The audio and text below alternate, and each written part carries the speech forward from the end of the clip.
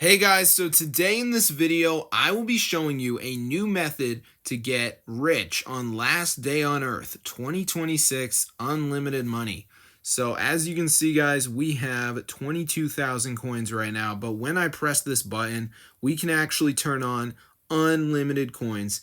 Sounds too good to be true, but it is real. So let's see if the coins go up, and then I'm going to show you how to get this last day on earth, a modded version for your phone, so you too can get unlimited coins. So let's see if it goes up, and then I'm going to show you guys how to do it. So bang, bang, bang, look at that, it's actually increasing. So I'm going to show you guys exactly to download this onto your phone.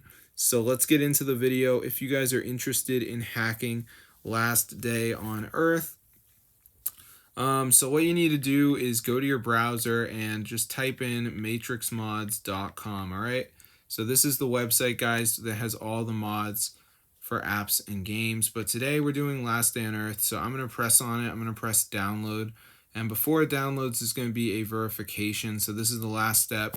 Basically what you have to do is download 2 apps, follow the instructions. It's 100% for free from official app store, and then you'll get the last day on earth mod.